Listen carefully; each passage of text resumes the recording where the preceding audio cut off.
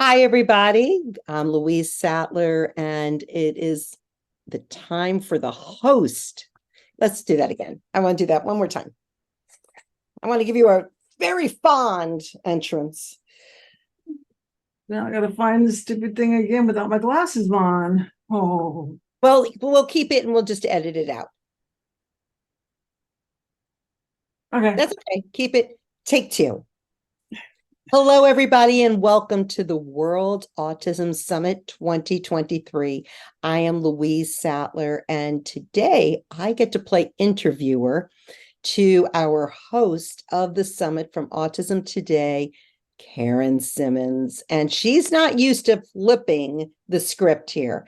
So I get to read the bio and I get to ask the questions. And I'm sure we're going to find out some really fascinating and interesting things about our host. So let's start with a little bit of a bio. In 1998, she's the mother of seven and founded Autism Today, the first online global autism resource center, winning the Internet Entrepreneur of the Year in 2001 from multiple streams of income. Featured on PBS, ABC, Woman's World, and also an author included in the Chicken Soup for the Soul Children with Special Needs. She co-authored and manifested 14 books. Wow.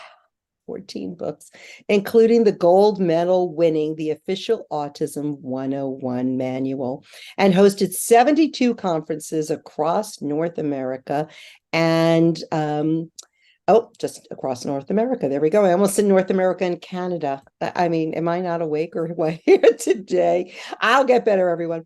And prior to her current path, she worked as a gemologist where she discovered the magic of gemstones. You also were part of the U.S. Air Force, and you worked in a base hospital and lived across the United States, transitioning from Autism Today recently into a nonprofit. We're going to learn about that as well. And lastly, you plan to share information through the Channel Arts Network Learning and Education Division of Autism Today, which is both in the US, there's a US and a Canadian entity of that. And we will, and you also want to have affordable. Do you want to do this entrance all over again? I don't want to read this. Let's do a take three. Is that okay? Oh, I think it's good. I'm going to do a take three and I'm not reading this because a lot of it's in your PowerPoint. All right. So I feel like it might be redundant. So we're going to do take three. Take three, Jalal.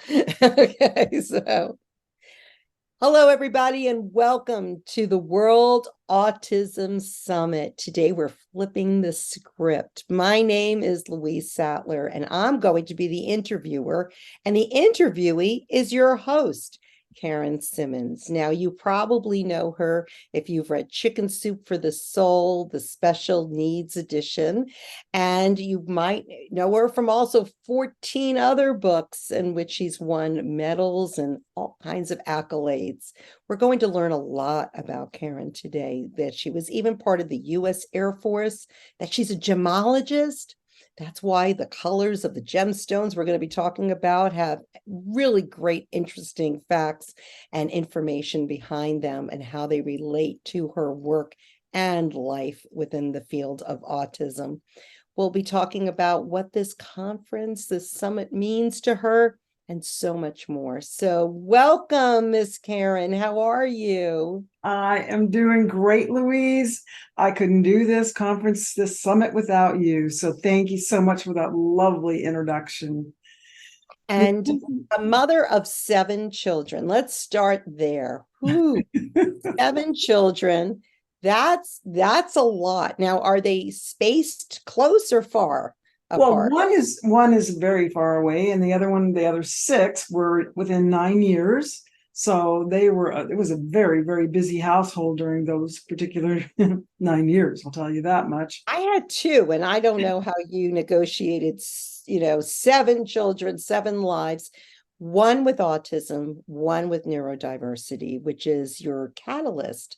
So tell us a little bit about, first off, your why as to, a lot of parents have children with autism, but very few make it their life journey. So tell us a little bit about that life journey and how you got from hearing the news of being a parent, like, whoa, I'm thrusted into this world, to having one of the most successful autism support networks in the world.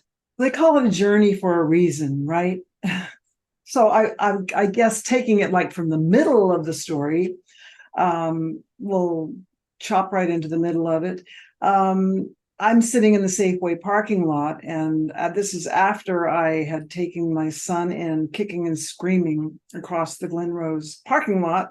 Of course, I didn't have a son with autism because there was nothing wrong with my son. My sister-in-law told me that, Karen, you really, really need to have your son checked out because he's, behaving poorly. He's, screaming and falling to the ground and acting sporadically, and his senses were, out of whack. But, a lot of times we don't see these things, and we don't really accept that there could be something wrong with our own children, or something off with our own children. Not necessarily wrong, but we don't want to see these patterns. But I did it. I took him in, and the doctor said, well, let's try to do some tests on him, and let's analyze different things. And sure enough, they said, well, yeah, he has autism, bring him back in a year. In a year. Yeah, in a year. And so I went back and told Anna, well, yeah, they said, yeah, he does have signs of autism, bring him back in a year. And she says, no, no, no, no, no. And she, had this strong character about her, this, no, you're not doing that, Karen, you get back out there. And thank goodness she did, because, she had a real strong Italian, she kind of pushed me to go back out. And I went back and had him tested again. And they said, well, okay, we can get him. He needs to get into early intervention. So I pursued that avenue, and we were fortunate enough to get him into early intervention at the last minute. And that's what happened. And at that time, my husband at the time said, there's nothing wrong. And, there's a lot of families that stay at that particular point in time, stayed stuck in the state of denial of, not my child, no, nothing, they didn't want to accept that part of themselves, because it was looked at that point in time that it was a bad thing, it was a negative thing. And it's like, anyway, I'm going off on a tangent, but No, and that's good, because you brought up a lot of interesting points that I'm going to kind of run with. yeah. First, what order was he? So your son was firstborn, or? He was my fifth child. Fifth. So you had four that you knew that something wasn't right, because you had four more models of it was more typical behavior. Mm-hmm. And I think when you said that, that state of denial, we know that approximately 70% of families with special needs children have a disruption in their marriage. The couples are there. There's often sort of this team, that doesn't occur, with the dad or mom might be in denial and the other one is really motivated. Sometimes that does happen. And, so that must have been a very tough time for you. It was. And so it's an invisible disability. So you can't really recognize the signs of autism at an early age. A lot of times later on, looking back, you can say, oh yeah, well, he did sort of stare at the fan a lot. Or, he was doing this, moving his arms around and spinning around in circles and making, watching the movies over and over again. But at the time, it didn't seem odd. It would seem odd on somebody that was, in their 20s, or it might seem odd on, somebody that is, it would just seem odd in different spaces. But you don't look at that as a child as being odd. You think they're just playing. Mm-hmm. So the early signs of autism, I think, are really important to pay attention to. And I've had a lot of people in the summit point that out. And you are focusing in this summit a whole section on early intervention and the importance of that. How old was your son when he was diagnosed the first? 2.5. 2.5. So that's a critical age. Yes. And what kinds of interventions did you do, and what kinds of interventions do you happen now that you wish were available if they weren't back then? Well, because of the fact that we got the early intervention, I was fortunate in a lot of ways. So we got occupational therapy, speech and language, speech and language, physical therapy. We got them into programs. We did as much as we possibly could. I think that what really did help him was that he had so many siblings. He had that that resiliency built in automatically because he had so many people around him that he had to work through it regardless. So his brothers and sisters were in his face no matter what, whether Johnny liked it or not. That's the way it is. And it's, yeah, I think that was a blessing. So I think if people don't have siblings, it's really important to get them out and into play dates and, make sure that they're interacting with other kids, because it's very easy to just, get them in silos where they're not around people, and that it's important that they stretch them out and get them around other kids. So did you find that there were certain people, maybe people who had been your friends, that pulled back because it was? Yes. Your friends change, your friendships change. It's like that whole story in the Chicken Soup book about how, you're planning for a trip to Italy, but you end up going to Holland. You think you're going to get all the fancy shoes. You're planning on this one thing, and then you end up looking at windmills. And you need to learn to appreciate where you end up going and tweak and, learn, buy different maps, buy different outfits, and appreciate the journey along the way. It's a different journey, but it's still appreciative. Sure. I love that story. I know that story well, and I've written about that story. And I think that one of the things is that I always envision that you have like this bubble, this dream of what your child or your children and your family is going to look like, resonate as. And then all of a sudden you hear a diagnosis and it's like, pop, pop goes that dream, and you got to wait for another bubble to come up and kind of modify what your dreams are. So is there something you would tell your younger self, that mother that just heard that diagnosis, that now that you wish you had known then? Woo. We did not practice these questions, and I'm sorry I have a light that just blew out in front of us. So if I look a little that's fine. That's fine. I've always embraced the Pollyanna attitude. And that's for those of you who don't know the Pollyanna attitude. It's the little girl who fell out of the tree and she broke her arm or her leg or something, and she got up, and that's okay, dusted herself off again and just kept going. So I've always been that person. And I think that's helped me a lot. Because if you have that kind of an attitude, then nothing phases you, or very little phases you. I think that's helped me a lot. I think a lot of people do get discouraged with the diagnosis. And as far as what I would change looking back, I don't know. Maybe ask me that question one more time. I don't know if you would change anything, but is there anything you would tell yourself, your younger, your new mother self, that you've learned in this journey, such as you want, I know in my own personal journey, align yourself with really good experts, don't feel like the weight on your shoulders, it's not your fault.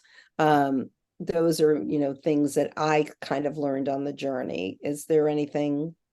To keep the faith, keep going forward, and to keep believing that it's going to be okay, and that your child's going to be okay. Maybe it doesn't look like it at the time, but it's going to be okay regardless. And I think that is those are strong words that people need to hear again and again, because some days you don't feel like it's going to be okay when your child is kicking and screaming and twirling about in the mall. You No. don't, and it's hard days. So I want to kind of switch gears Mhm. because just a little bit, if that's okay. And I know you have a PowerPoint, so I don't know, should we go into the PowerPoint and do a little back history, or should we just keep the flow of what we're talking about? Your choice. You're the interviewer, so I'm the interviewer. I I'm doing a lot of leading now. I'm going to follow. well, let's talk about being a leader then. You started this World Autism Summit, and this is the first of hopefully many, Mhm. sponsored by your entity of Autism Today. You have 7 different verticals that you're talking about, and I think it is so important that we focus so much on children who are really have a lot of challenges on the spectrum, but you also want to shift the needle. You want to be able to shift the way that people think of autism, of neurodiversity, because, and I love this saying, that you want to spotlight the gifts, the strengths, and the talents. And that's kind of your theme, so to speak, of this wonderful summit. But the 7 different days, how did you come up with those? And you could go through them really quickly, but how did you come up with all of those areas and know how to put the right people in? Like, putting this conference together was such a challenge. And for me, to from the outside, but you knew exactly what topic. So why do you think it's so important for people to know those different areas that you are spotlighting? Well, I've been living it. I have You're been living living it. it. Okay. And it's been like it's an intuitive process. I mean, I got to the point of where Jonathan was 18, my kids were 18. It's like, oh well, where do we go from here, Ollie? Like where are the jobs? Where's he gonna live? Where am I gonna live? What am I gonna be doing? Where's, like they say in Wendy's commercials, where's the beef? Where's the Exactly. money? Where's the money going to come from? How is he going to manage the money? How am I going to manage the money? Like all these different questions come pouring out.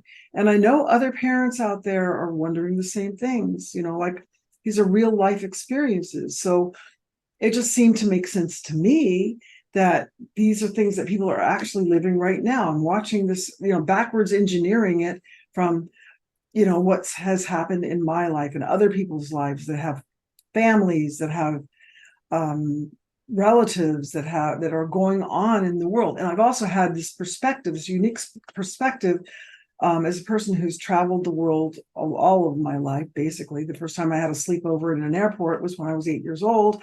My mother worked for the airlines, Pan American Airlines, so we got to travel everywhere that we wanted to go for either nothing or 10% of the cost of the ticket. My dad was an aeronautical engineer, so I always was very familiar with perspective and seeing things through other people's lenses. I could sense that this needed to happen for everybody everywhere in the world. I've always appreciated other people's viewpoints, regardless of the color of my skin, the age that I am, the sex that I am, the whatever. And I think everybody counts. And it's I just think that we need to shift the attitudes for everybody on the planet, around acceptance and understanding, regardless of who they are. I So love that, shifting the attitudes. And yes, that's so important because you brought up the circumstance of, where was your son going to work? yeah, And by shifting attitudes, you can see that that person has talents, has gifts, has strengths that, could be utilized in an occupation if you just shift the attitude of what they do versus what their diagnosis is. right. And So, ask them what they want to do. Like don't try to pigeonhole somebody into, well, I think you should be a cashier, or I think you should be this or that. I think, like, ask them what they want to do, or guide them down the path, or help, empower them to pick out what they want to do, rather than trying to cram something down their throat of what you think they should be, right? so I hope you realize not only are you helping your children, your family, but you have sprinkled this wonderfulness all around the globe, my friend. And that people watching this right now are thinking, I need to ask my son or daughter, what do they want to do? Yeah. Versus listen to people who are just assigning them their future. Yeah. And Exactly. that is powerful. That is, I hope people are actually taking notes. Because as a parent, you've walked this journey, you said, but also as a thought leader, which is what you are, you were really traversing uncharted territory in some degree. Mhm. And I think that is wonderful. Well, I want to lighten this up just a teeny bit. And we may forgo this whole PowerPoint because we're sort of hitting things now anyway. But we will show some pictures probably at the end, or we'll upload them later, maybe. But I just want to ask you your work as a gemologist. Mhm. Okay, so wow. And you have had life experiences that nobody else has had. In fact, maybe we should probably bring up a couple of pictures. You talk about Yep. what got you started in gemology. Sure. Well, I had an uncle who was a rock hound, and he was kind of a big rock hound, actually. He, took rocks and tossed them in the polishing machines. But another type of rock that he he was involved in was the capital of Texas, Austin state capital. And anybody who wants to go see, it's George Lacey, and he was one of the three individuals that brought by Burrow back the granite to build the Capitol in Texas. Ah, It's kind of cool. yeah. Okay, I'm following. Keep going. Good old Uncle George and Aunt Winnie Bell. They really You inspired. had an Aunt Whitty belt. I love it. I have a picture of her sitting at the piano. But yeah, they really inspired me in the rockhound business back then, and I had a fascination with rocks and geology. And so after I got out of the Air Force, I decided to go to the Gemological Institute of America. And I had a fascination with gemology and gems and rubies and sapphires and emeralds and travel, that combined together. So I always wanted to go travel to all the mines and go see where they came from. So I went to the mines and traveled and got in the mines and just I loved meeting the people in Sri Lanka and Thailand and Africa and India, and just it was really fun.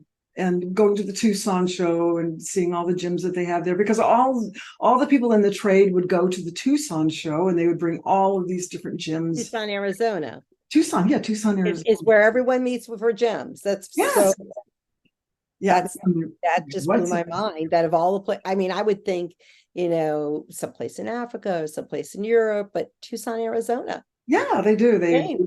once a year. Same. I think they shut it down during COVID for a couple of years. Go Tucson.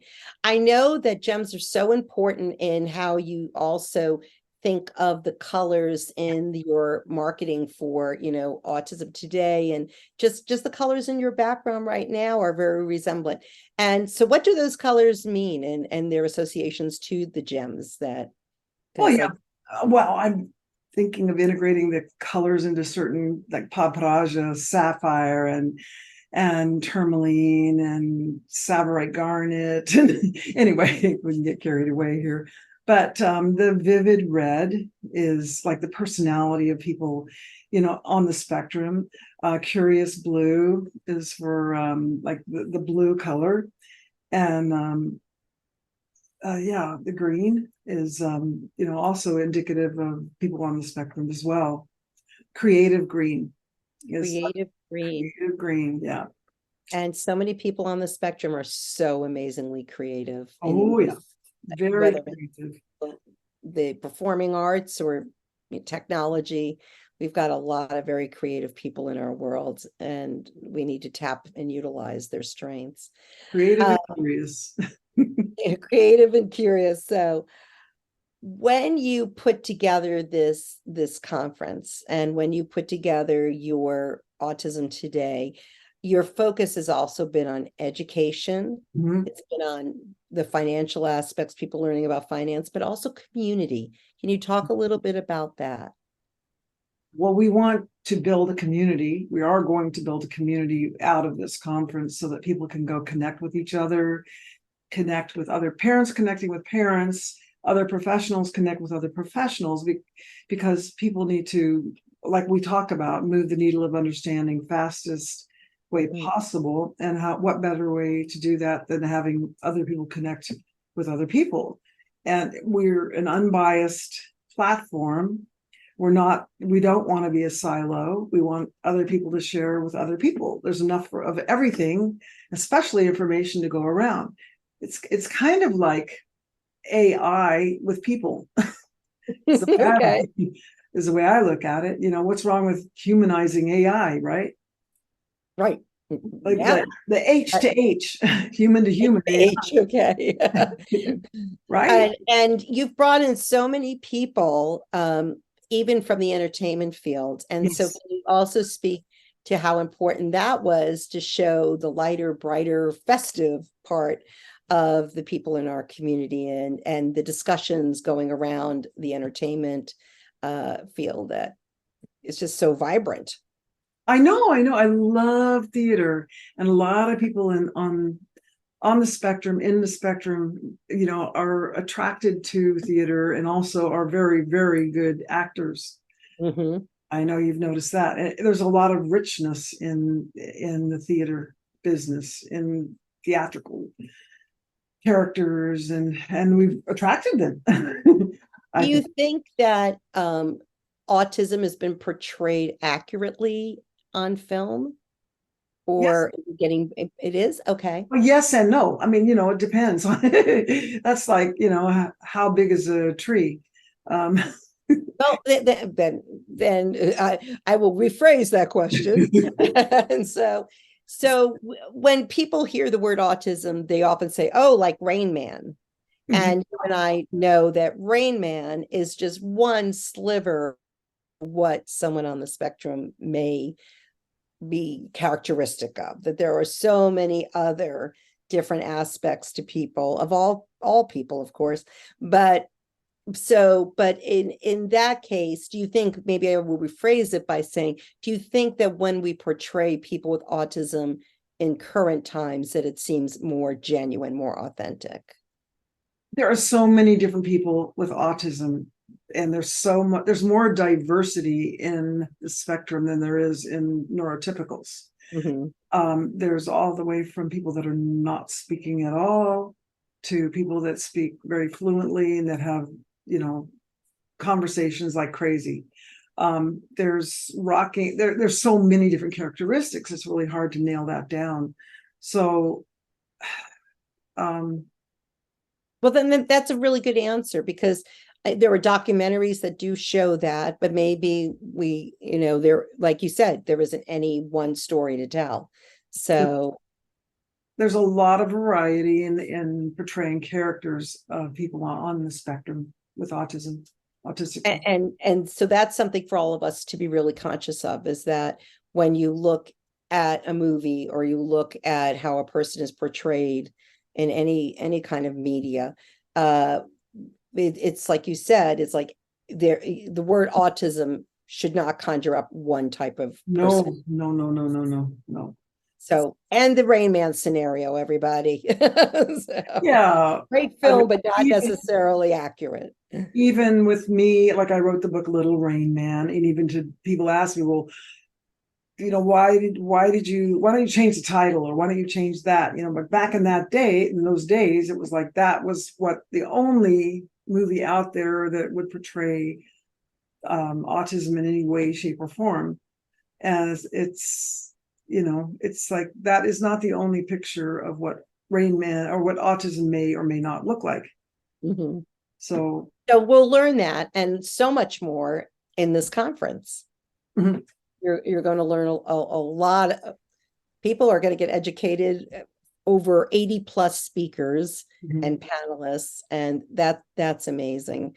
So I think I do want to show our little PowerPoint now, because there's something that I want to point out to people Sure. that I don't think that oh goodness. Of course, now I say that, and do you think I can find this thing? Oh no, what happened there? So let me go and find it. I'm sorry, everyone, but we're not being quite quite as actually let me just show it this way. It's all good. It's all good. Thank you for your patience. We didn't practice this part. That's okay. That is okay. And so I'm going to just bring this over and I'm going to do present. Here we go. And so Karen, I'm backing it up to this page. I want you to tell us about the Spectrum Star. Yes, so we have always had a star, since the beginning of time, I've always wanted to focus on the gifts, strengths, and talents of people with autism or autistic, or however we frame it in this day and age. Because I've watched the pendulum swing back and forth as to whether we're saying a person with autism, autistic, or whatever it is that we're saying, anyway. But it's all about following the lead of a person with an autistic person. So that's what this is. This is the newest, latest and greatest star, and it is called the Spectrum Star and stands for autism and neurodiversity. So yeah, we want to. And it's available. It's not about fixing people. This is the point. It's not about fixing people with autism. We're not here to cure people with autism. We're here to empower and embrace the unique beauty, talent, wonder, and wonderment of people on the spectrum. And it's beautiful. This is not the best picture because it got kind of pixelated in this PowerPoint, but it's a beautiful, beautiful piece of jewelry. And guess what, guys? You can all have one. It's for sale as part of, the website. Will have them with the proceeds going back to helping these programs and these summits and sharing of information. So it's wonderful. I just love it, and I can't wait to get mine. So I was hoping it was going to be here. You also have something called Exceptional Resource. Can you give us a little bit of a lowdown as to what that is? Yeah, so after doing 72 conferences from small to big, from SARS in Toronto to Autism in Vancouver, Washington, D.C., Orlando, and a lot of running all over the place, which I love to travel, really, I do, but it's a lot of heavy lifting. We want to have conferences that people can easily access the information, because there's a lot of very, very powerful speakers out there that also want to get their information out there. And another model that I want to get out there is a way for speakers to also be able to generate revenue for themselves, instead of having to travel. Like, I've traveled to conferences and have to pay themselves to go present at other conferences. So we're trying to create a way for them to, earn money as well while they're presenting material to parents and universities and hospitals, clinics, and so on. So it's called exceptionalresources.com. And there's like two platforms that we'll be introducing. One is a B2B model, and the other one is a B2C model. The B2B model is business to business model, is going to be more for the speaker to go to universities, present at universities, hospitals, clinics, and that sort of format. If they have, certain programs like sensory, presenting about sensory and autism and neurodiversity, things like that. And then the B2C is going to be more for parents, presenting to parents and educators and, so on and so forth. So, and if anybody wants to talk to me about that, I can be reached at, where. So that's what that's called. Absolutely. And what a great niche you are covering here. You are really honing in on the needs of the community, the needs of families, the needs of the educators, and of the providers. So wraparound services. In fact, this is where the baby started, isn't it, with Autism Today? And when I first went on this website, I was so confused, because usually you see a lot of medical stuff, you see a lot of information that just has a lot of big words, right? But here I was like, oh, wow, this is talking about people in everyday lives, everyday careers, everyday interests. You've got a channel, so which is very engaging. You show about art and the performing arts. Amazing, amazing Right. here. So that's the nonprofit side. So the channel is for people on the spectrum, that want to talk about what's working for them, what's not working for them, and how, how they're living their lives in the world. The Arts Network is a revenue generator for people on the spectrum, so they can talk about their arts, their music, their talent, their what, like, areas in the arts, basically all the arts. And the learning and education is also, like them as people, teaching different learning areas, of expertise that they have. So This that. is just a great way to spotlight and highlight the positivity, Mhm. the positivity. So moving that needle in such a positive way and really empowering people within the spectrum or with neurodiversity. Mhm. Thank you so much for sharing all this great information. So let's go back to last pearls of wisdom. What would you like people to know before we leave today? Hmm. We covered a lot of ground today. To just keep focusing on the big picture. Make sure that you have keep don't be afraid to be a visionary. Mm, you know great one. I think people are afraid to look ahead, and it's like, I don't know, I think a lot of people are afraid to look ahead and they get intimidated by it. But everybody is going to get older. Children will grow up. Kids will you know they'll have to go shopping, they're going to have to go to school, they're going to grow up, they're going to get a job, we're all going to get older, everything's going to happen. It's just keep going forward. So don't be afraid to be a visionary. You can do it.